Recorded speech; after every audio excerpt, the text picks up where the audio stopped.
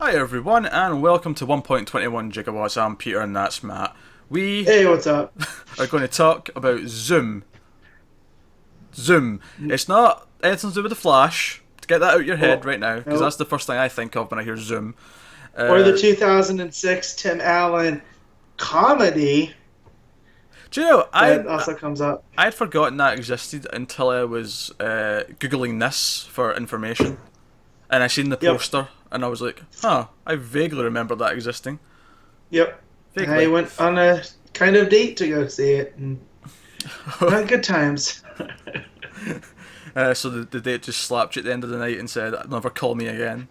Well, that's what happens when you let ladies pick the movie. Oh right, all right. So you slapped Is her and said, "Never call me yeah, again." basically. All right.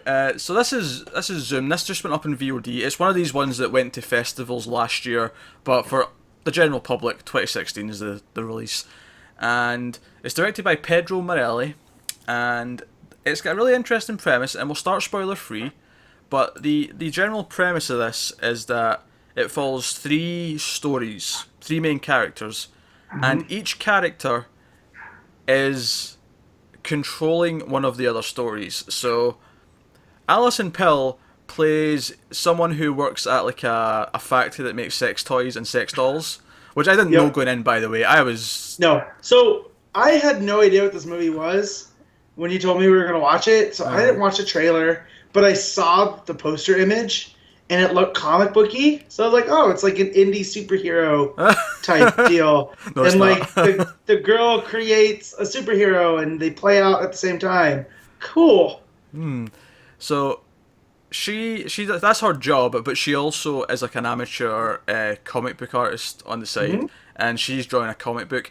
Now that comic book is our second character. That is a director who is making a film, and this part of the film is all animated to match the art of the comic book she's drawing. And then that director is making a film about a supermodel who's trying to get away from that life and become a novelist. And the novel she's writing is the story of Alison Pill's character, who's writing the comic book. So it's circular. They're all writing the other one's story. Yep. So And that's how it plays out. yeah. So yeah, it was thinking about it, it's pretty mind blowing. Like it's cool that they tried something like this. It's So I've never seen anything like this.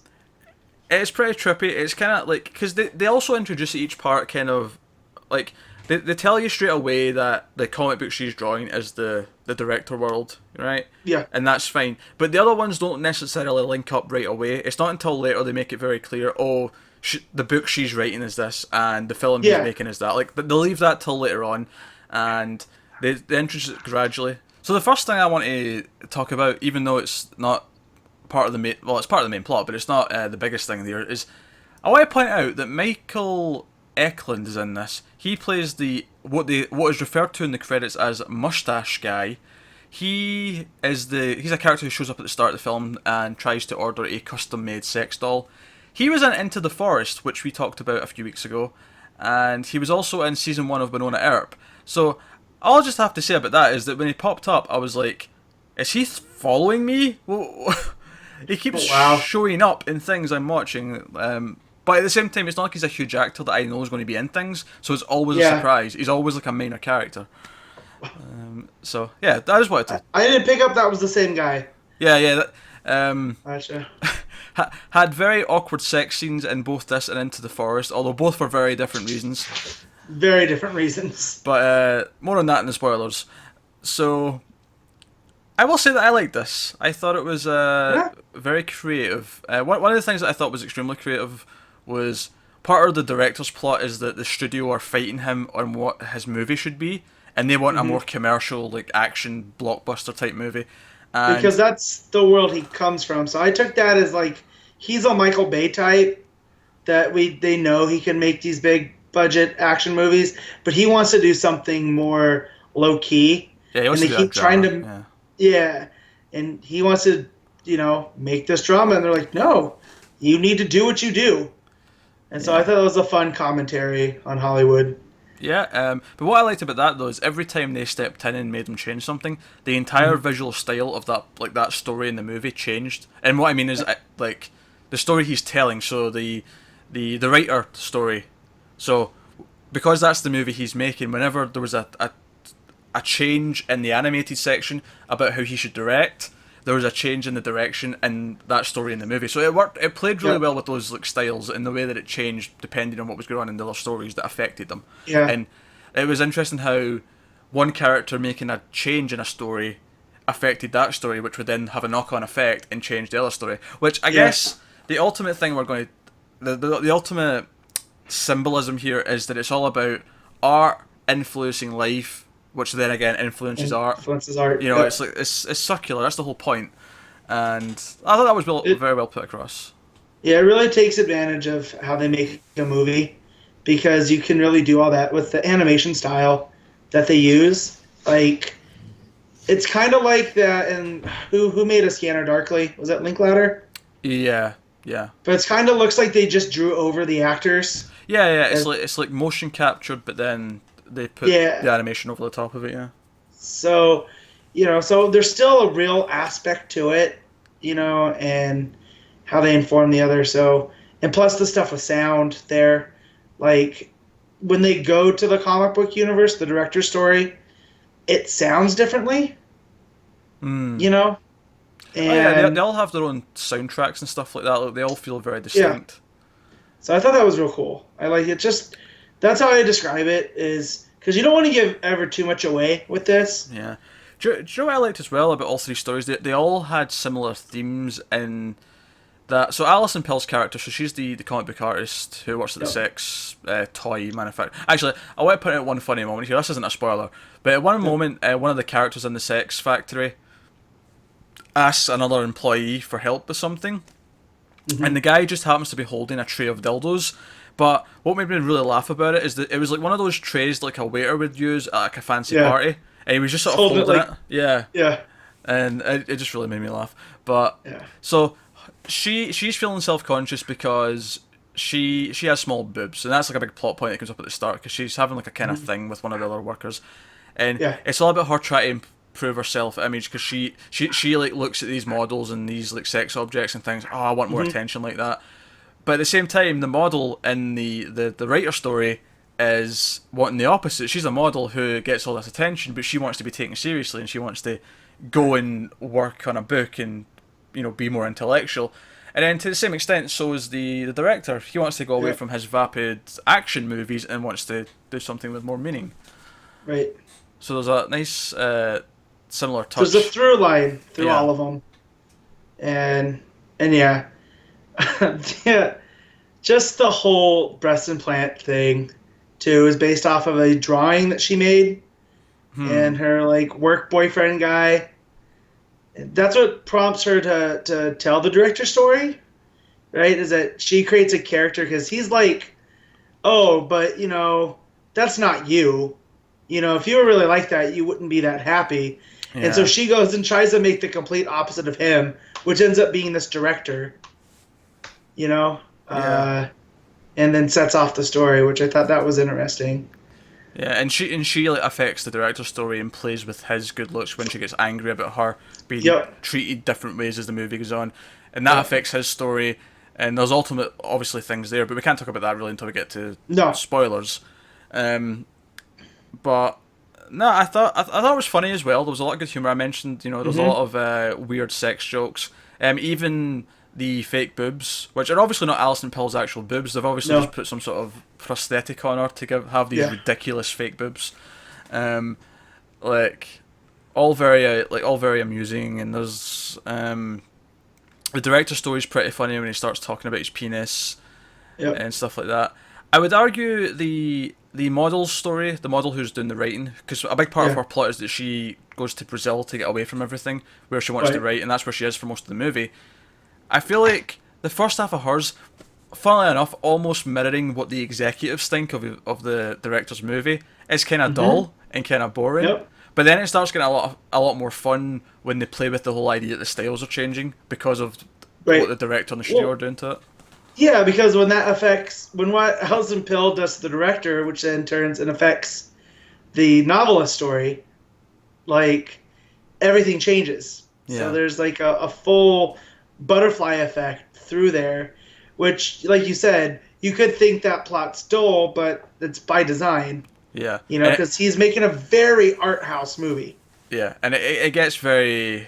It gets a lot more interesting once it gets about halfway through, and it starts, like... Once they reveal that all the stories are linked together like that, and it starts playing with them all affecting and then going in a circle. And at least a lot of fun things in the last act, which we will not talk about at all until spoilers, which I think we're about to go into. I think we've... Spoiler free. I mean, it's a lot of fun. It's got a lot of fun things to say, but it also is... It plays with how it tells stories, really... in a really imaginative way. So I recommend checking out Zoom. It's a movie about storytelling where there was a movie, I want to say 10 years ago with Ryan Reynolds called The Nines that tried to do something similar. Mm-hmm. And it kind of fell flat, and I feel like this is the way to do something like this. The closest thing I could maybe think of was Stranger Than Fiction, because that's like a person realising they're in a book and the healing narrator. Yeah. But even then, that's not the exact same thing. But it's the closest thematic thing I can think of. Mm-hmm. But yeah, so we're going to go into spoilers. So I recommend checking out Zoom. It's worth watching, certainly. 90 minutes of your life you'll not regret, so check it out. So full spoilers for Zoom from this point on. Actually, first of all, do you know why it's called Zoom? I never got what the title was. I don't either. I was thinking that maybe because it zooms in on the different stories from where they are. Yeah. You're going closer. Yeah, I guess. Okay. Yeah, so because each time it becomes like an infinity window, because when you go into the comic book and then go from the comic book to the movie and then from the movie to the novel, then that novel becomes the comic book. Yeah. So it creates like a loop. I think it's because that's how I took it. Again, I think of Speed first because of the Flash, and I think of Zoom. But Alright, so where this movie, like, there was a lot of fun stuff happening throughout the movie. The whole thing with the director's penis going a lot smaller and him not being able to get an erection because Alison Pill gets angry about her life. The boyfriend, was amusing. But I guess the ultimate message there was, similarly, you can't change kind of who you are, and what you are is kind of what you're best at. Even though that's not really what the model story is, but just in that sense that he loses all of his confidence that he's had his whole life because all of a sudden he does not have the penis he had. Whereas she, on the other hand, just feels awkward and weird the minute she has these bigger boobs and so on. But that's not to say. Well, and that's what I love about the plastic surgeon in her story too. Oh yeah, he's quite good. Is like he's just like central casting, creepy plastic surgeon, and when they pick out which ones, he kind of warns her too. Like, I wouldn't, but if you want to, you're paying me. And from his office where there's photos of all his work hanging behind her. Not that either of us would know, right? But so when you go to get a boob job, do they literally like pull out a rack of these implants like you're in like a jewelry store and show you them? From what I've seen on reality shows, yes. Really? But then again, that's weird. What's real about a reality show? I'm just because surely all you're really concerned about is how your boob's going to look once they're in. Does it really matter what the implants themselves look? Whatever, it doesn't matter. If that's me, I'm going to trust the doctor, but I'm also going to vet the doctor, so it's not one of these, dentists that decided to go into plastic surgery because that's where the money is, But yeah, and then that's where her story too. I feel she looks so awkward because I'm so used to seeing her as basically Kim from Scott Pilgrim. Yeah. So. Also, the line "you can't show off your condo at the beach" was quite good. That's another such a scam artist. Yeah. And then the Facebook. I like when movies like this. Although I don't know in 20 years if it's gonna play out the same, but like that whole scene where she goes to Facebook and adds the new picture of herself and it gets all the likes in the comments. Yeah. Well, I think it'll be fine because I think social media is not going to go anywhere for a start. But no. I think it's just kind of like how when we watch a movie from the 80s or whatever, and there's like a plot point where characters have to find a phone. To us, that's kind of silly now. If they did a movie set in present day, like that wouldn't be a thing. But we don't sit and question and go, oh, this is unrealistic because they have to find a phone. It's just kind of the era. Yeah, and I'm not saying realistic or not. I'm just saying, is it going to date it later? I'm going to guess no, just because I don't think social media is something that's going to be a fad. Like I think social media will just be a new thing that's always here. Maybe the noises and the colours will change, and that'll be the thing that says, "Oh, that's like what this used to look like," and things like that. But I don't.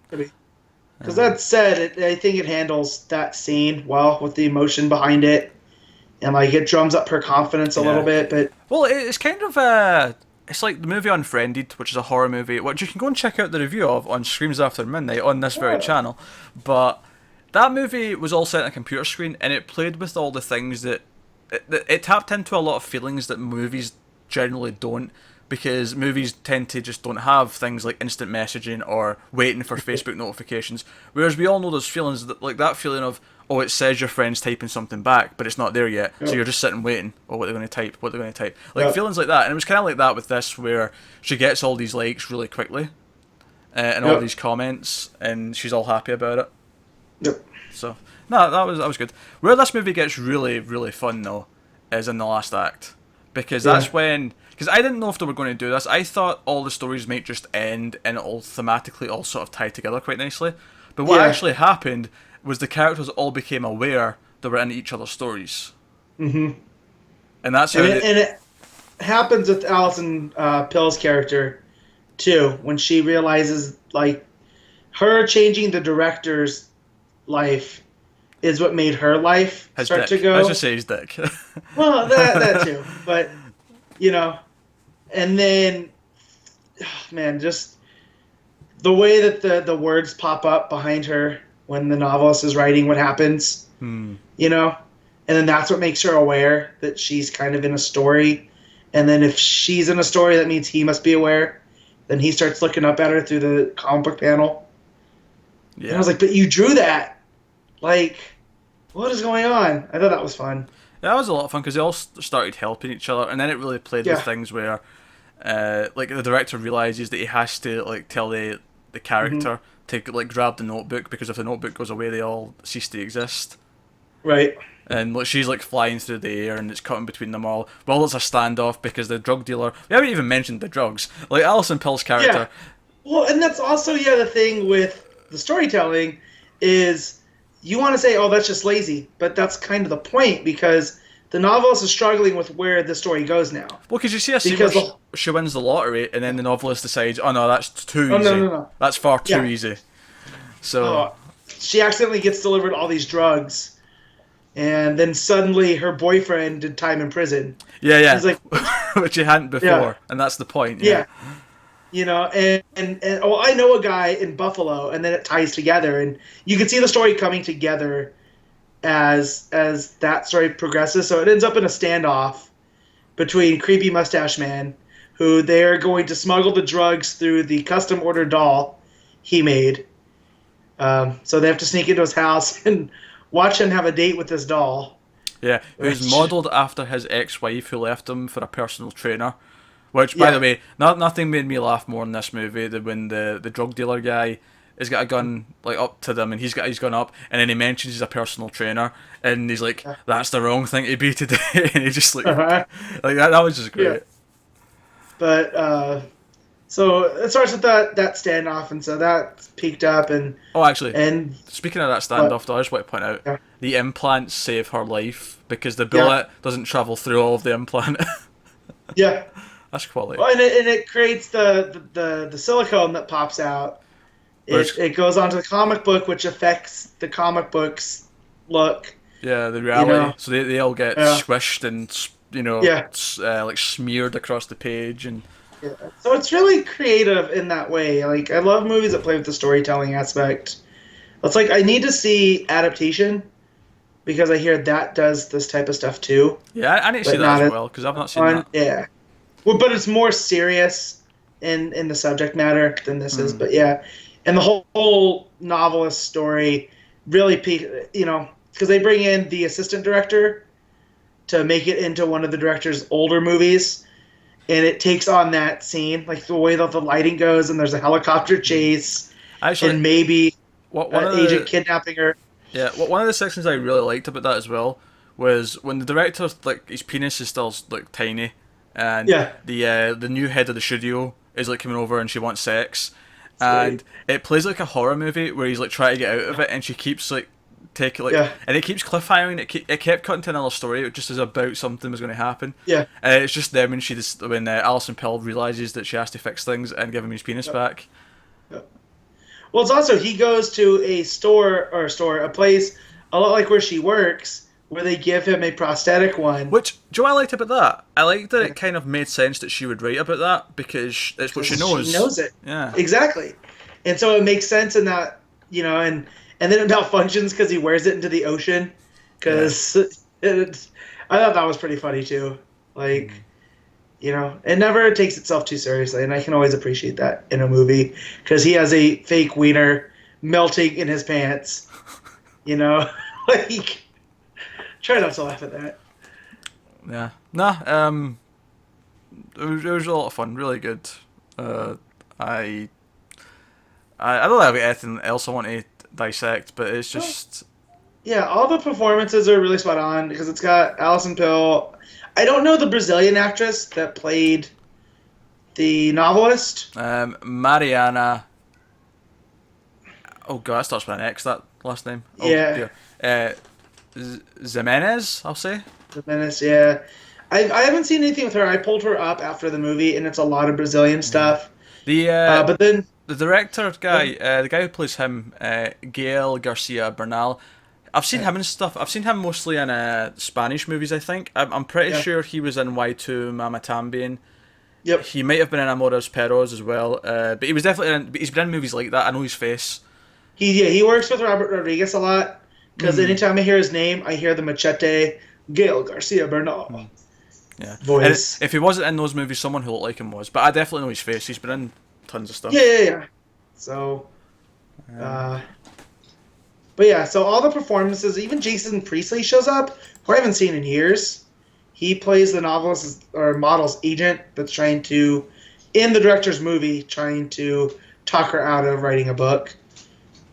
So that was pretty random. Yeah, and I liked how the studio at the end was like, oh no, he drugs her and then throws the book out and then proposes and that's the happy ending. Like, no, he's the abductor. He's like the worst of the worst. Well, it doesn't matter who's watching this movie anyways.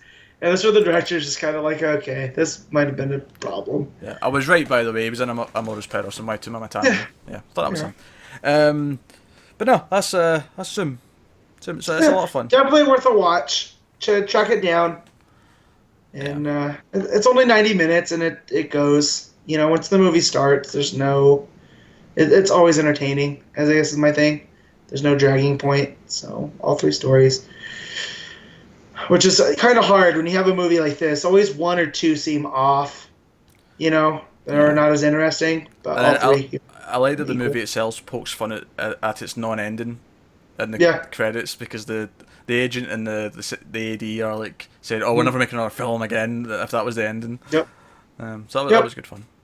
So yeah, that's Zoom. Let us know what you think of the movie in the comments below. Like and subscribe, all that stuff helps us out a lot. Find us on Twitter at mailed_fuzz, and I will tease that we have a new review show coming soon. Another movie review show coming to the channel sometime over the next month, maybe 2 months. But I just want to tease that. It's coming.